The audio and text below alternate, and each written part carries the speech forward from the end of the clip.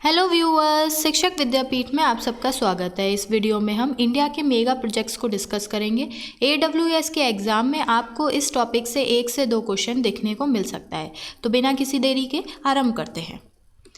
Video का आरंभ हम आज की सबसे बड़ी खबर से करेंगे। इसरो ने अपनी 2020 की पहली सैटेलाइट लॉन्च करी है कुछ ही समय पहले। इससे पहले इसरो ने अपनी एक सैटेलाइट लॉन्च करवाई थी, परंतु अब 2020 में उसने स्वयं अपनी सैटेलाइट लॉन्च करी है। आइए जानते हैं विस्तार में। India launches it's earth observation satellite EOS-01 with 9 other satellite. देखिए, जब भी इसरो एक सैटेलाइट अपनी लॉन्च करता है तो वो और फॉरेन कंट्रीज़ की भी सैटेलाइट को अपने साथ लॉन्च करता है ताकि उसको प्रॉफिट हो। तो EOS-1 हमारी सैटेलाइट है, साथ ही उसने फॉरेन कंट्रीज़ की सैटेलाइट को भी लॉन्च किया है जो कि 9 अदर सैटेलाइट्स हैं। अच्छा, EOS-01 है क्या? It's a polar satellite launch vehicle PSLV।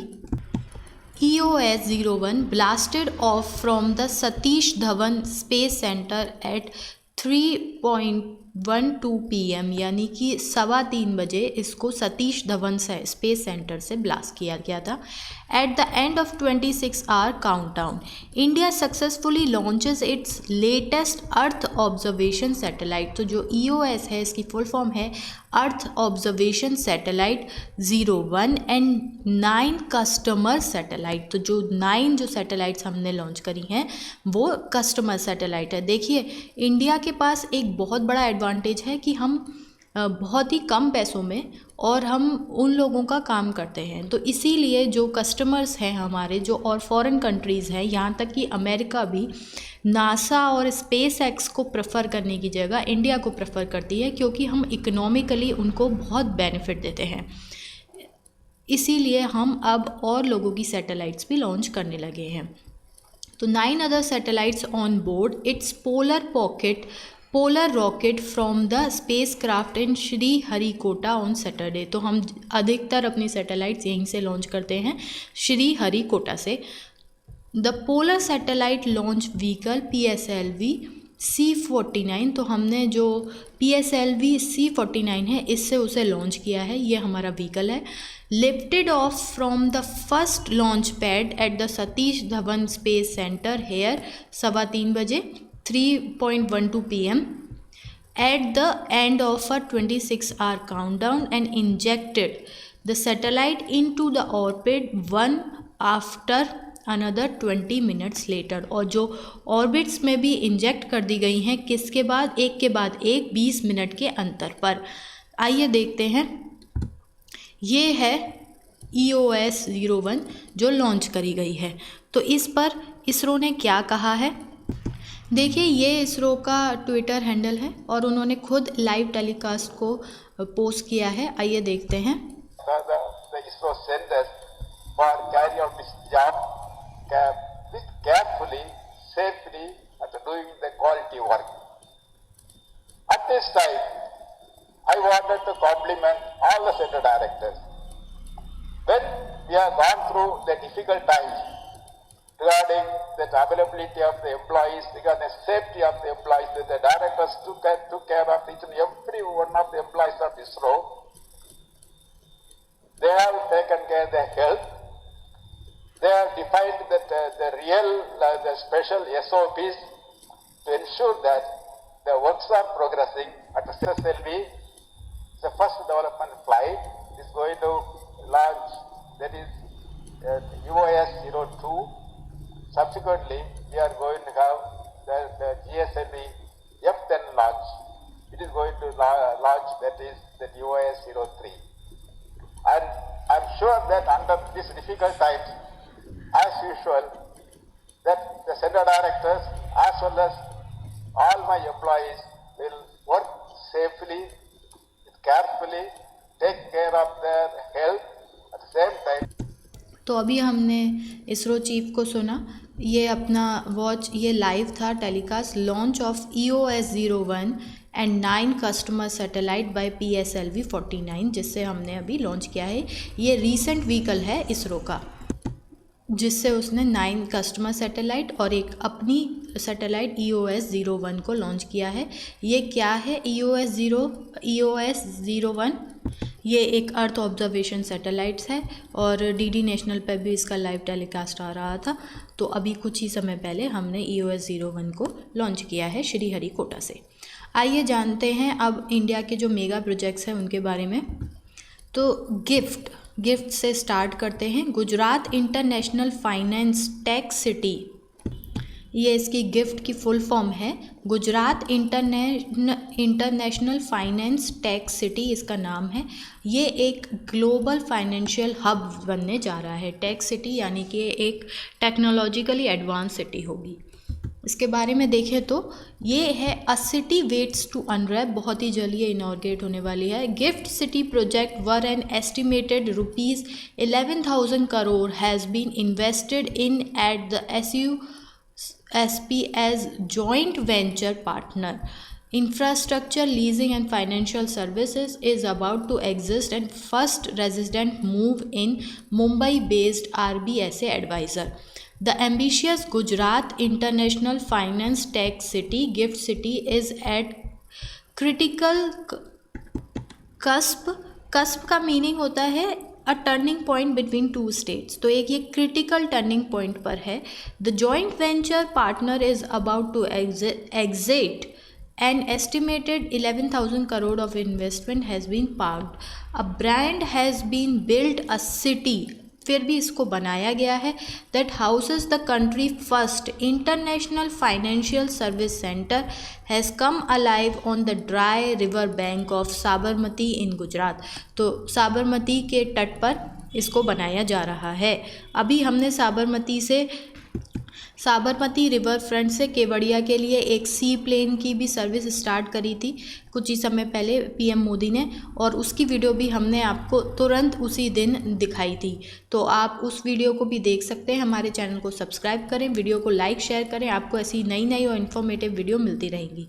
आगे बढ़ें तो नॉर्थ साउथ ट्रांसपोर्ट कॉरिडोर, ये भी एक बहुत बड़ा प्रोजेक्ट है NSTC का, नॉर्थ साउथ ट्रांसपोर्ट का कॉरिडोर। और ये इंटरनेशनल कॉरिडोर है जो कि अजरबैजान में अभी हम देख रहे हैं कि वहाँ युद्ध की स्थिति भी उत्पन्न है, ईरान और इंडिया के बीच में होगा ये नॉर्थ साउथ ट्रांसपोर्ट कॉरिडोर। ये जो है ये हमारा नया रूट है, और वैसे स्टैंडर्ड रूट आप देखिए इंडिया से रशिया जाने के लिए कितना बड़ा ये स्टैंडर्ड रूट है। और अब जब ये कॉरिडोर बन जाएगा तो आप स्वयं देख सकते हैं कि डिस्टेंस कितनी कम हो जाएगी। इसके बारे में विस्तार से जानें तो the international north south transport corridor INSTC is a 7,200 kilometre long multi mode network of ship, समुद्र के रास्ते, रेल यात्रा के रास्ते and road for moving freight between India, Iran, Afghanistan, Azerbaijan, Russia, Central Asia and Europe. आप देख सकते हैं कि कनेक्टिविटी कितनी बढ़ जाएगी और ये कितना इम्पोर्टेंट ट्रांसपोर्ट कॉरिडोर है। But primarily the route involves moving freight from India, Iran, Azerbaijan and Russia by ship, rail and road. The objective of the corridor is to increase trade connectivity between major cities such as Mumbai, Moscow, Tehran, Baku, Bandar Abbas, Astrakhan, Bandar Anjali, etc. Dry runs of the two routes were conducted in 2014. The first was Mumbai to Baku via Bandar Abbas. The second was Mumbai to Astrakhan via Bandar Abbas और Tehran और Bandar Anjali. The objective of the study was to identify and address key bottleneck. The result shows transport costs were reduced by, तो ये जब transport corridor बन जाएगा इससे cost भी reduce हो जाएगी $2,500 पर 15 ton of cargo. Other routes under consideration including by Kazakhstan and Turkmenistan. तो आप देख ही सकते हैं कि ये कितना बड़ा ट्रांसपोर्ट कॉरिडोर है। It's a international north south transport corridor जो कि प्राइमरली रशिया, अजरबैजान, ईरान और इंडिया के बीच में है। और वैसे हम इसको बढ़ा के इसमें अफ़गानिस्तान, रशिया, सेंट्रल एशिया और यूरोप को भी इंक्लूड करने वाले हैं। अब जो नेक्स्ट प्रोजेक्ट है वो है वर्ल्ड वन। वर्ल्ड वन क्या है?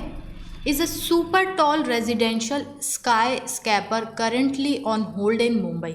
तो मुंबई में है ये वर्ल्ड वन सुपर टॉल जो है स्काई स्कैपर है इंडिया का, और it is located in lower Parel, south Mumbai में है ये, on the 7.1 hectare site of the defunct Shrinivas mill. The site also houses 2 other lower towers, World View and World Crest।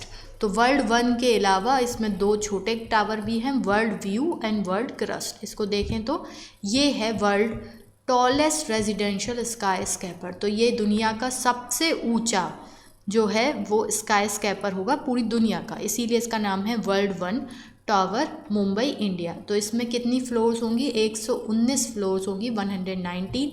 इसकी जो हाइट होगी 1450.13 फीट, और इसका जो एक फ्लैट का प्राइस है वो है 8 करोड़।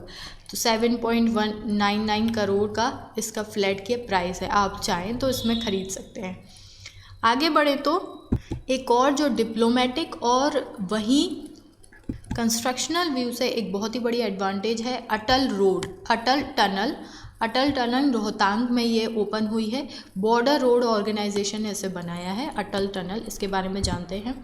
अटल tunnel also known as Rohtang tunnel इसको बोलते हैं, is a highway tunnel build under a Rohtang pass. ये एक पास के अंडर बनाई गई है, उसके नीचे is the eastern Pir Panjal range of the Himalayas. तो ये कहाँ पर है? पीर पंजाल जो रेंज है हिमालय की उसके वहाँ पर है, ऑन द ले मनाली हाईवे। तो ले मनाली हाईवे से हिमाचल प्रदेश में ये है। India at the length of 9.02 kilometre. It is the longest tunnel above 10,000 feets. तो एक तो ये लॉन्गेस्ट टनल है और 10,000 फीट ऊंची है। इन द वर्ल्ड, पूरे वर्ल्ड की ये सबसे लंबी टनल है। हो सकता है आपको इस पे एक क्वेश्चन देखने को मिल जाए।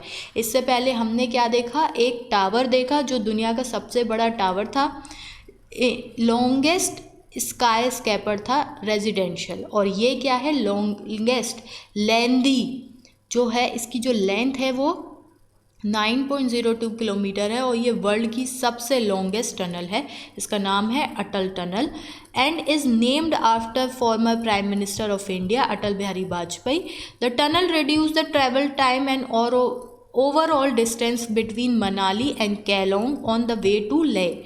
The route which previously went through Grampu was 116 km long and took 5 to 6 hours in good condition. The traveler now reaches the south portal of the tunnel from Manali, a distance of 24.4 km. तो आप देख सकते हैं कि इस 9 kilometre की जो tunnel है उसने 116 किलोमीटर का डिस्टेंस 24 किलोमीटर कर दिया। और जहां पहले 5 से 6 घंटे लगते थे अच्छे वातावरण में, वहां पर अब कितने लग रहे हैं? इज़ अबाउट टू 50 मिनट्स, 1 घंटे से भी कम। तो हम समझ सकते हैं कि ये कितना क्रूशियल और कितना इम्पोर्टेंट कंस्ट्रक्शनल रूट है। Goes through The 9.02 kilometer long tunnel is about 15 minutes and reach Keelong, which is a 37 kilometer way, is about 60 minutes. The new route by the tunnel bring down the total distance traveled to 71 kilometer, which can be covered in about 2 hours and 5 minutes, and the reduction of around 3 to 4 hours when compared to the earlier route. Moreover, the tunnel bypasses most of the sites that were prone to road blocks. वहाँ पर road blocks यानी कि landslides होती रहती थी, avalanches and traffic snarls. तो ये जो वर्ड है एवलांचेस, ये क्या है?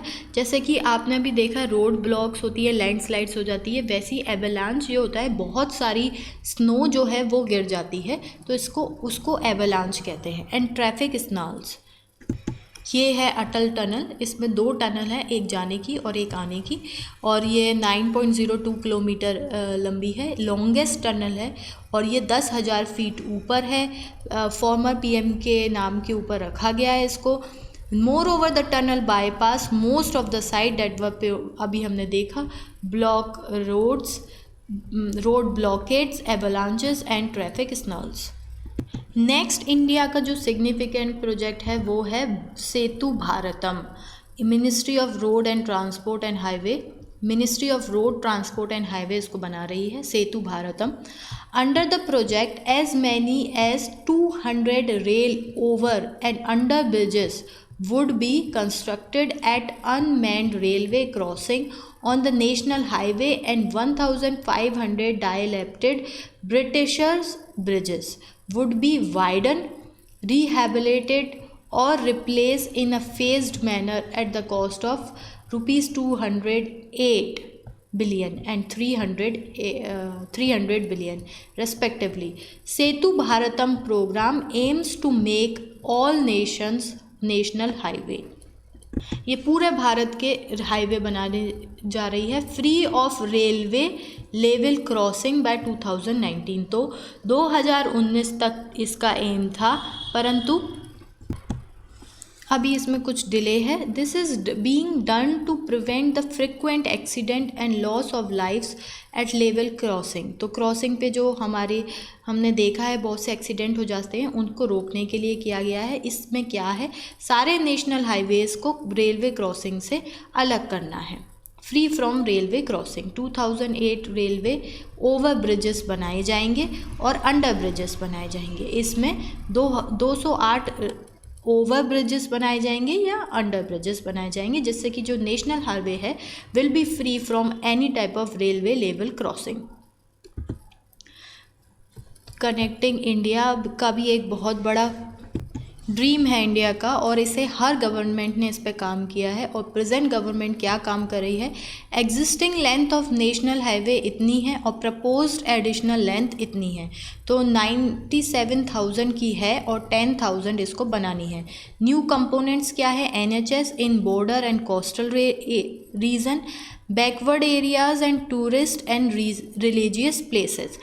ब्रांडिंग प्रोजेक्ट, अब इसमें सबसे बड़ा प्रोजेक्ट क्या है हमने देखा अभी, जो कि है सेतु भारतम, और इसमें एक और जो बहुत बड़ा प्रोजेक्ट है वो है भारतमाला प्रोजेक्ट।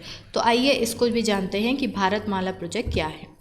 देखिए, इंडियाज़ बिगेस्ट प्रोजेक्ट है भारतमाला प्रोजेक्ट, और यह है रोड एंड हाईवे डेवलपमेंट। अभी हमने देखा फ्री फ्रॉम रेलवे क्रॉसिंग, और अब है इसमें रोड एंड हाईवे बनाने हैं भारतमाला प्रोजेक्ट में।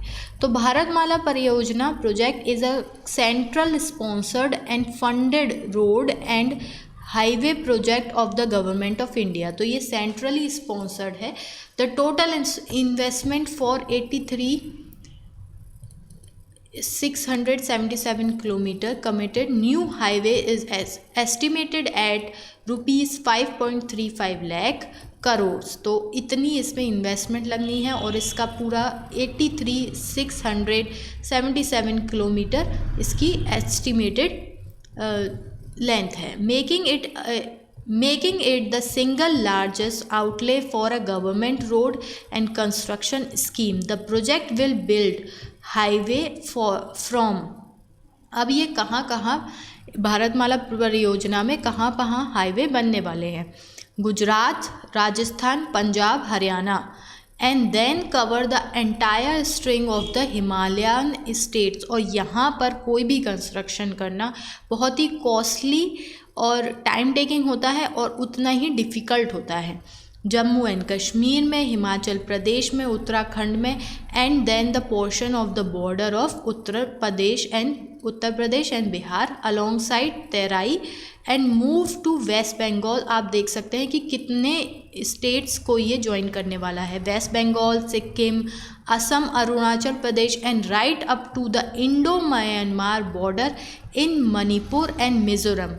Special emphasis will be given on the providing connectivity to far-flung border and rural areas। तो आप देख सकते हैं कि इस पर स्पेशल एम्फेसाइज जो है वो बॉर्डर और रूरल एरियाज़ में दिया जाएगा, including the tribal and backward areas.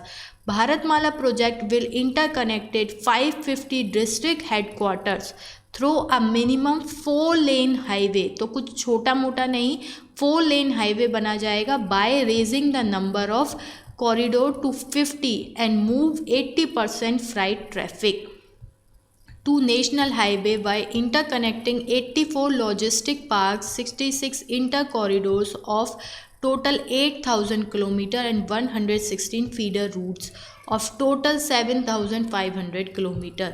7 and 7 north eastern multi modal waterway ports, ये भी इम्पॉर्टेंट है। तो इसमें सिर्फ हाईवेज नहीं, मल्टी मॉडल वाटरवे पोर्ट्स भी हैं। अगर हम इसे मैप में देखें तो हम वैसे भी देख रहे हैं एक्ट टू ईस्ट एक बहुत बड़ी पॉलिसी है प्रेजेंट गवर्नमेंट की, और इसमें हम क्या करने वाले हैं भारतमाला परियोजना में। देखिए गुजरात, राजस्थान, हरियाणा, पंजाब, वहीं हिमालयन रेंज का तो हमने अभी देखा ही था। उसके बाद यहाँ पर नॉर्थ ईस्ट में भी एक बहुत ही अच्छी कनेक्टिविटी के लिए ये भारतमाला परियोजना बहुत ही इम्पोर्टेंट है। लास्ट ईयर भी नॉर्थ ईस्ट प्रोजेक्ट से ही क्वेश्चन आया था, तो ये भी एक बहुत बड़ा क्वेश्चन हो सकता है आपके एग्ज़ाम में। आगे चले तो हमने सेतु भारतम देख लिया, भारतमाला परियोजना देख ली, और अब है सागरमाला प्रोग्राम। तो यहाँ पर आप समझ ही गए होंगे कि हमने पहले नॉर्थ को कनेक्ट किया है और अब हम अपने कोस्टल एरियाज़ की ओर जा रहे हैं। हमने एक इंटरनेशनल कॉरिडोर भी देख लिया है। तो Sagarmala programme is an initiative by the government of the India to enhance the performance of the country's logistic sector. The programme envisage unlocking the potential of waterways and the coastline to minimize infrastructural investment required to meet these targets. अच्छा, एक word आया था इन्विसेज, आप ऐसे words को भी देखते रहा कीजिए क्योंकि AWES वो कैप पे बहुत ध्यान रहता है। ये है फ्यूचर प्रोबेबिलिटी, पॉसिबिलिटीज़ जो हो सकती हैं तो उनको अनलॉक करेगा ये प्रोग्राम, ठीक है।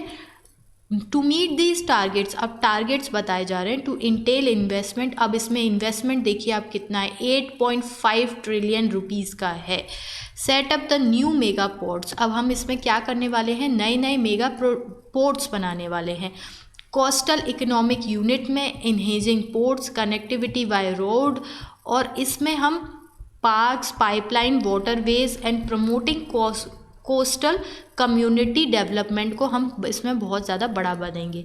ये कौन कर रहा है, the programme of the ministry of shipping to promote port led development in the country by exploiting India 7,500 kilometre long coast line. तो इतनी कोस्ट लाइन पे हम नए नए Sagarmala aims to modernise India's port so that the port led development can be augmented and coastline can be developed to contribute to India's growth. It also aim at transforming the existing port. तो हम नए port बनाने के साथ साथ जो पुराने जो पोर्ट्स हैं जो अभी हमारे पास हैं उनको भी हम ट्रांसफॉर्म करेंगे। The waterways resulting the port becoming the drivers of the economic activity in the coastal areas. तो ये है सागरमाला प्रोजेक्ट का हमारा एक आउटलाइन, एक मैप है जिसमें हम देख सकते हैं। देखिए गुजरात के पास बहुत ही बड़ी एडवांटेज है, इसको रोड कनेक्टिविटी भी मिलती है, इसको सी कनेक्टिविटी भी मिलती है। वहीं जो पूरे विश्व का वर्ल्ड का सबसे पुराना पोर्ट था कोंडल पोर्ट, वो भी हमें गुजरात में ही देखने को मिला था। तो गुजरात पहले से ही भाग्यशाली रहा है। और सूरत जो गुजरात का शहर है वो हमेशा से एक बहुत ही अमीर शहरों में गिना गया है। तो गुजरात, महाराष्ट्र, गोवा, कर्नाटक, केरल, तमिलनाडु, आंध्र प्रदेश, उड़ीसा और वेस्ट बंगाल, इन सभी एरिया में हम नए पोर्ट्स बनाएंगे और जो पुराने हैं उनको मॉडर्नाइज करेंगे। जो हमारा नया प्रोजेक्ट है वो है बोगीबिल प्रोजेक्ट। अच्छा, Bogibeel project is a combined project, ये combined road and rail bridge है over the Brahmaputra river in the north eastern Indian state of Assam. देखिए मुझे लगता है कि आपको इस बार इस टॉपिक पे बोगीबिल ब्रिज पे एक क्वेश्चन देखने को मिल सकता है, और अभी आपको कुछ क्षण में पता चल जाएगा कि मुझे ऐसा क्यों लगा है। ये कहाँ पर है, ये ब्रह्मपुत्र रिवर के ऊपर बनाया गया है। ये combined road and rail bridge है और ये Indian state of Assam between Dhemaji district and Dibrugarh district which was started in the year of 2002 and took a total of 200 months to complete. The Bogeyville River Bridge is the longest rail cum roll bridge in India. तो ये है Bogibeel bridge जिसे स्वयं PM ने इनॉर्गेट किया था। ये है हमारा सबसे बड़ा, देश का सबसे बड़ा रोड कम रेलवे ब्रिज है। ठीक है, आगे चलें तो और एक और बहुत बड़ा प्रोजेक्ट है चार धाम हाईवे। चार धाम नेशनल हाईवे, जिसे हिंदी में चार धाम महामार्ग कहा जाता है, is a under construction 2 lane in each direction. 2 लेन है ये, और ये 2 लेन क्यों है? क्योंकि आप देख ही सकते हैं कि ये बहुत हाइट पे पहाड़ी इलाकों में बनाया गया है, और इसमें क्या है, मिनिमम विड्थ ऑफ 10 मीटर्स एक लेन में। In the Indian state of Uttarakhand the under construction highway will complete the under construction Char Dham railway by connecting the 4 holy places in Uttarakhand states, namely Badrinath, ये देखिए बद्रीनाथ, केदारनाथ, गंगोत्री एंड यमुनोत्री। तो ये जो है मेन है, बद्रीनाथ, केदारनाथ, गंगोत्री एंड यमुनोत्री। और उसके अलावा आप और भी देख सकते हैं जो मेजर कंस्ट्रक्शन है वो ये है। और DTE स्टॉप ओवर्स है, ये देखिए आगरा, इसमें अगरकाल, खड़ी, तिपली, धरासू और ये रुद्रप्रयाग, टनकपुर, ऋषिकेश, पिथौरगढ़, ये और भी बहुत इम्पोर्टेंट स्टॉप ओवर्स हैं। तो ये चार धाम हाईवे, आपको नाम से ही लगता है कि चार धाम इसमें होंगे, और वो कौन कौन से हैं? बद्रीनाथ, केदारनाथ, गंगोत्री और यमुनोत्री। ये कहाँ पर है? उत्तराखंड में बनाया जा रहा है, ये अभी अंडर कंस्ट्रक्शन है। 900 किलोमीटर का नेशनल हाईवे है which will connect whole of Uttarakhand state.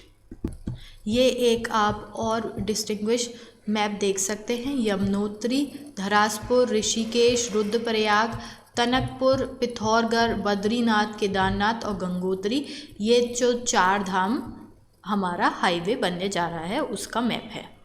देखिए, मैंने आपसे कहा था कि बोगीविल ब्रिज एक बहुत ही इंपॉर्टेंट प्रोजेक्ट हो सकता है, उस पर क्वेश्चन आ सकता है, क्योंकि नॉर्थ ईस्ट के जो प्रोजेक्ट्स हैं और जो स्पेशली जो ब्रिजेस हैं उस पर क्वेश्चंस आते हैं।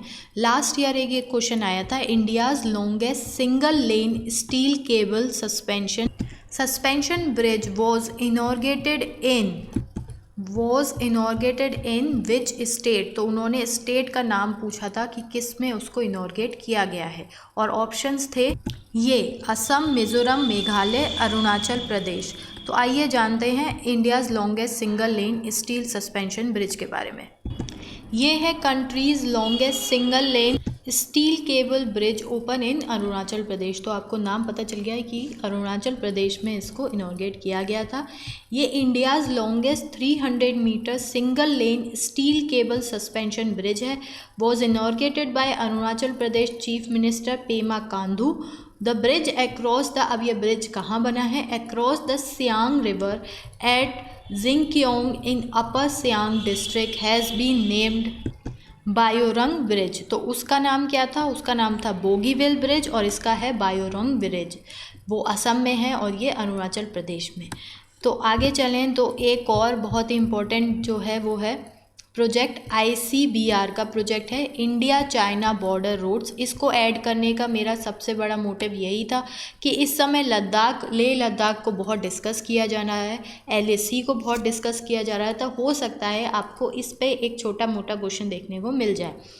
is a project of Government of India project है which aims to develop the infrastructure along the Sino-Indian border by constructing strategic roads। देखिए इनका नाम भी बदल जाता है, ये सिर्फ रोड्स नहीं है, ये हमारी स्ट्रेटेजिक रोड्स हैं। Several entities are responsible for construction ICBR। अब जो कौन कौन बनाता है ICBR को? ICBR यानी इंडिया चाइना बॉर्डर रोड्स को। Border road organisation BRO which handle the bulk of the ICBR road construction work. NHAI, MOD, NER, central public work department CPWD, national project construction corporation PWE of respective states and other. China after significantly upgrading the infrastructure in Tibet autonomous region। देखिए जब से China ने तिब्बत में अपना काम करना बढ़ा दिया है, उसने अपनी एक्टिविटी बढ़ा दी है और उसने अपनी रोड भी बना ली हैं और वहीं मिलिट्री बेसिस भी बना लिए हैं, एयरफोर्स बेसिस भी बना लिए हैं। तो हमें भी ये हम पे एक इम्पोज्ड जो है it's an imposed financial expenditure जो हम पे चाइना ने थोपा है, परंतु ये करना भी आवश्यक है। तो जब से तिब्बत में उसने ऐसा कार्य करना आवश्यक कर दिया है, तो विद 5 देखिए मैंने कहा था एयर बेसिस बना लिए हैं, तो 5 एयर बेसिस बना लिए हैं, an extensive rail network and more than 58,000 kilometre of road networks. तो जब हमने एक रोड बनाई तो उन्होंने हम पे LAC पे डिस्प्यूट क्रिएट कर दिया, परंतु वो जो तिब्बत का ऑटोनोमस रीजन है उसमें भी 5 एयर बेस बना लिए हैं, रेलवे नेटवर्क बना लिया है, वो भी 58,000 kilometre of roads network is also resorting to a slow but study cartographic aggression.